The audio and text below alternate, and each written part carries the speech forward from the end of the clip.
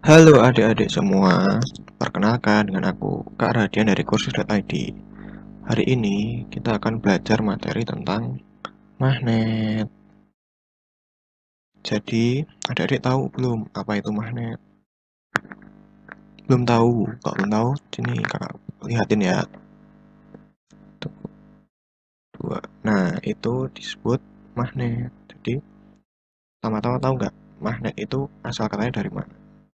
Jadi, magnet itu asal dari istilah Yunani yang artinya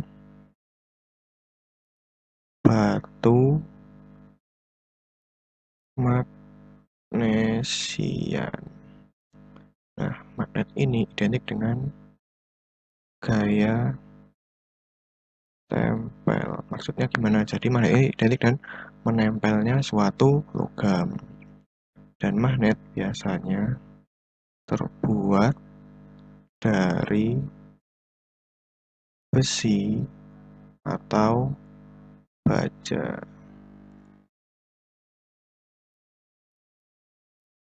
Kemudian magnet sendiri memiliki namanya bagian magnet. Yang pertama ada kutub utara yang disimbolkan dengan huruf U atau N.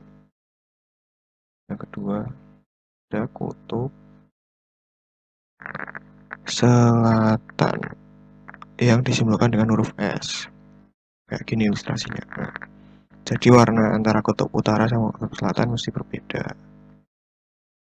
Yang kedua sifatnya itu dia akan tolak menolak jika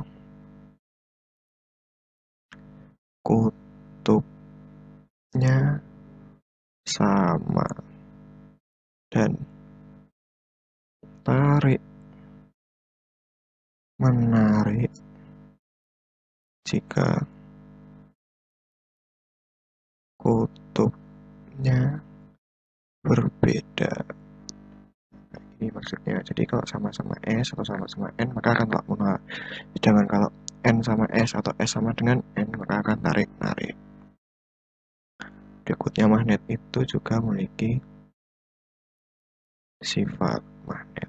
Yang pertama ada namanya ferromagnetik. Apa ini? Kemampuan magnet untuk menarik kuat benda di sekitarnya. Nah, benda apa sih yang bisa ditarik kuat oleh magnet? Contohnya yang pertama, besi, baja, nikel, dan kobalt. Yang kedua, dia magnetik. Jadi, magnet ini bisa menarik benda tersebut tapi dengan lemah. Contohnya apa benda yang bisa ditarik lemah oleh magnet? Contohnya yaitu magnesium. Yang ketiga, paramagnetik. Jadi kemampuan jadi benda-benda ini tidak bisa ditarik oleh magnet. Contohnya apa? Banyak malah. Kayu, batu, kertas, dan lain-lain. Nah, jadi kata kuncinya kalau Vero ini kuat, dia ini lemah, para ini tidak bisa. Kemudian ada namanya metode membuat magnet.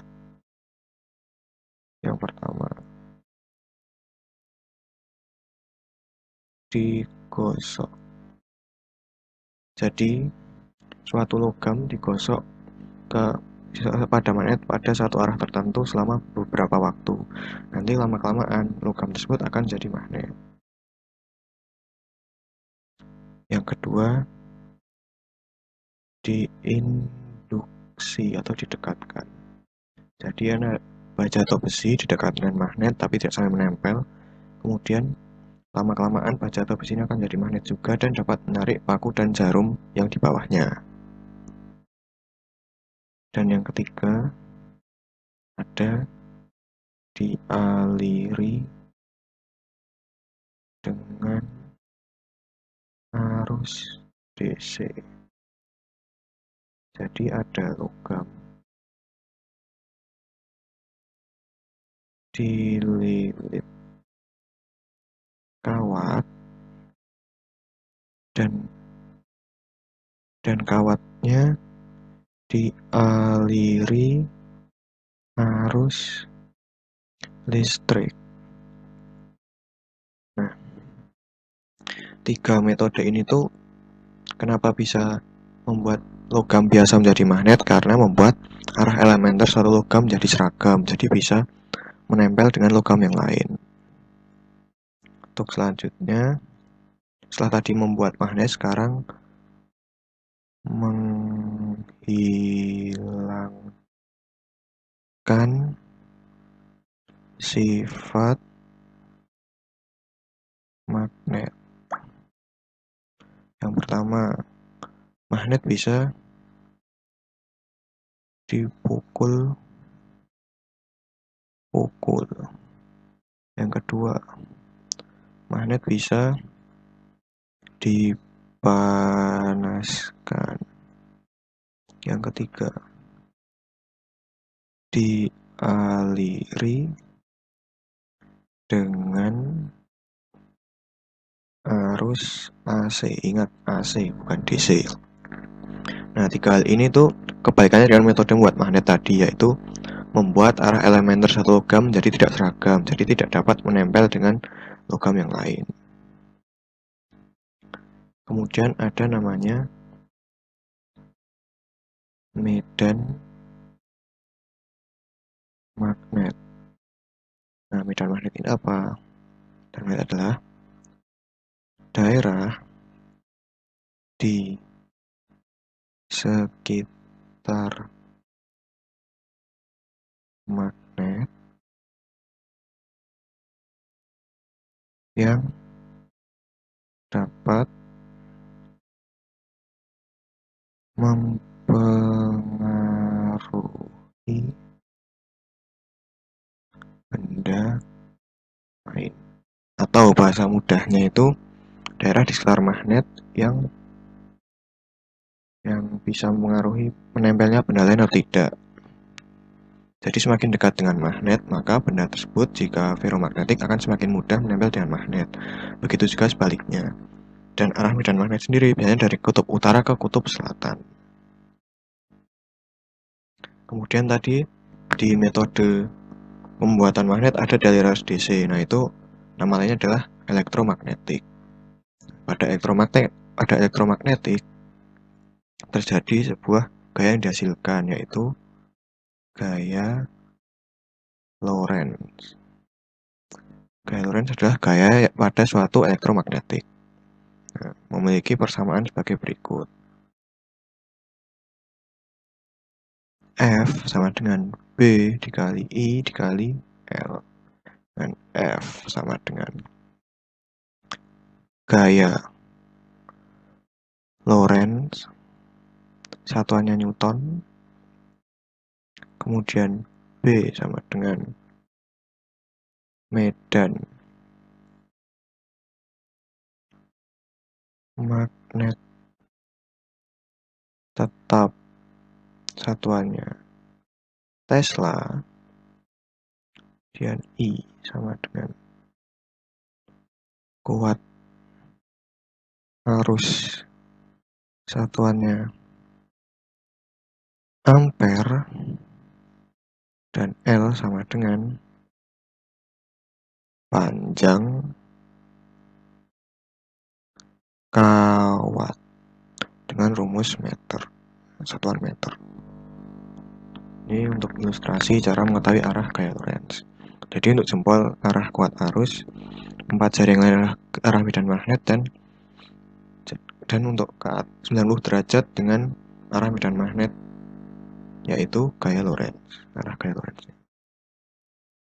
Kemudian ada lagi namanya induksi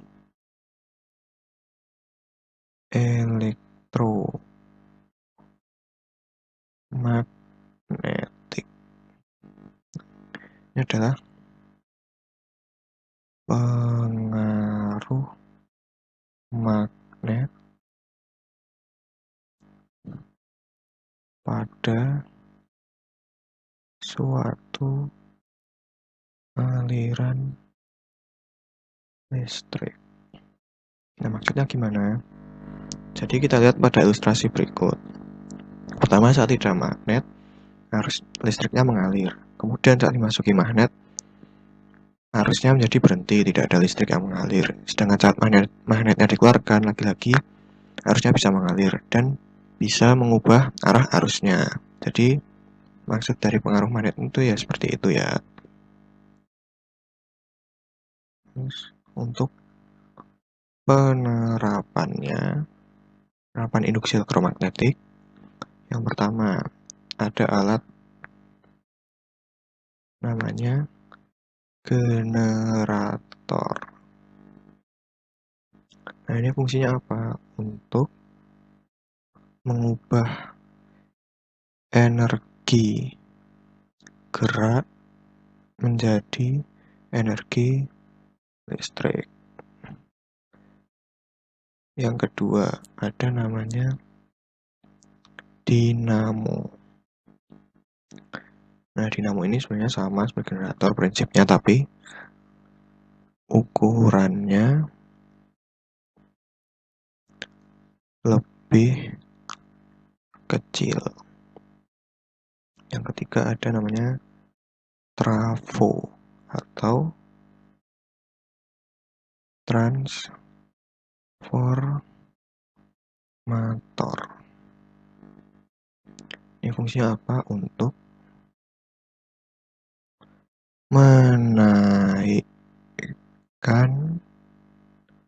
atau menurunkan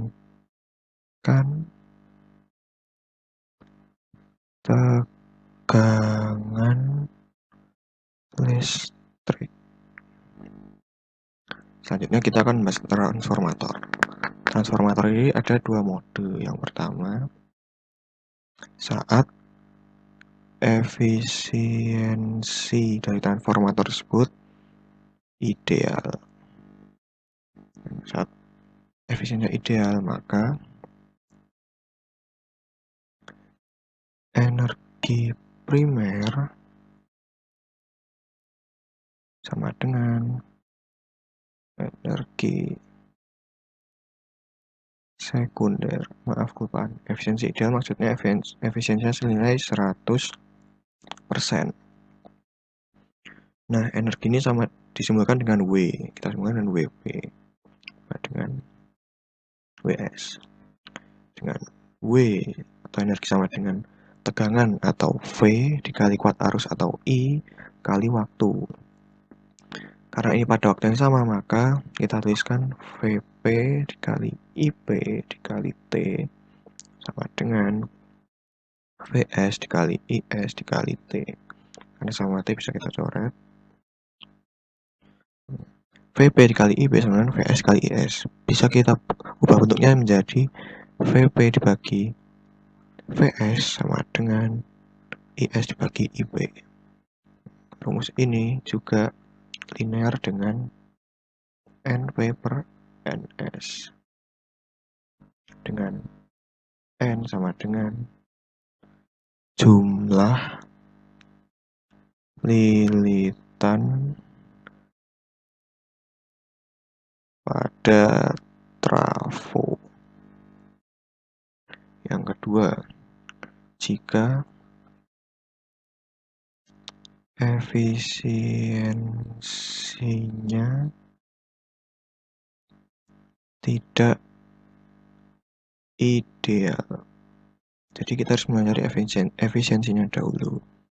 Efisiensi sendiri sama dengan daya atau P keluar dibagi daya masuk dikali 100%. Dengan P atau daya sama dengan tegangan dikali kuat arus, maka efisiensi sama dengan tegangan keluar dikali kuat arus keluar bagi tegangan masuk dikali kuat arus masuk dikali 100%. Nah, mudah kan adik-adik? Jadi, segitu dulu aja ya. Terima kasih.